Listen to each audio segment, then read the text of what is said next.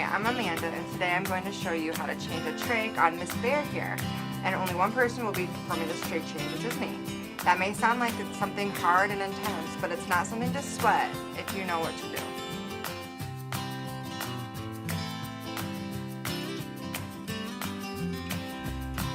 Step one will be to obtain a trach and to check that it is the correct size. So I have a trach here, and I'm going to check the outer packaging for the size. This trach here is size 6.0, and I know this is the correct size for Miss Bear because that has been determined by her doctor already. Step two would be to open the box without actually touching the trach that's inside, because it does need to remain sterile for the procedure. So I'm going to just carefully peel open the packaging and leave it open like so. Okay, after you've got the trach packaging opening, you're going to want to get some surgical lube, and you'll know it's surgical lube because it needs to be water soluble. And you're going to want to insert the trach into the lube. The lubrication ensures that there's a smooth insertion of the trach into the patient's tracheostomy. So here I've grabbed the trach tie that I know is the proper size for Miss Bear's neck. I'm going to go ahead and open this package up.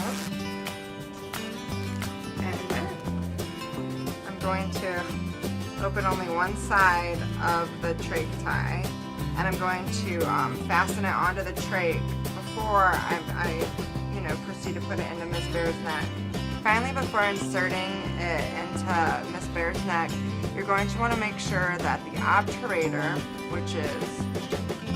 this is an obturator, you're going to want to make sure this is in place inside of the trach and that you're holding it in there firmly. Otherwise, the trach will be too floppy and it'll scratch the inside of Miss Bear's neck, and we don't want that. Now we're going to get Miss Bear ready for the trach change. The first step I'm going to want to do is remove the gauze that is in between the trach and Miss Bear. So I'm just going to go ahead and pull that right out. So now I'm going to want to make sure that Miss Bear's head is nice and centered, which it is. And then I'm also going to want to take this handy dandy tool called a tooth, and it's going to loosen the connection between the trach and the ventilator tubes, which the ventilator is the tube that keeps Miss Bear breathing. I want to loosen this connection because after I take the old trach out, I'm going to want to remove the tubing from the old trach quickly and place it on the new trach as soon as possible. So there, I've got them nice and loose.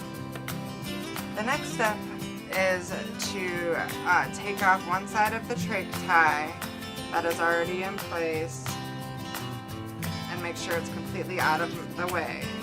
So I'm going to loosen up the trach tie here while using this hand to hold the trach still in, because if I take this off without holding the trach in her neck, it'll just pop the trach out and then her airway's compromised and she can't breathe. So it's very important to keep this hand holding the trach in place while this hand delicately removes the trach tie. Great, now we are all ready to change Miss Bear's trach. What you want to do is still hold the current trach with one hand in place like so, and with your other hand you're going to take the new trach out of the box and take it out of the surgical lube that you have placed it in previously. It's pretty difficult to do with one hand, so feel free to use your mouth if you have to get it off. Now I can remove the old trach and disconnect the tubing.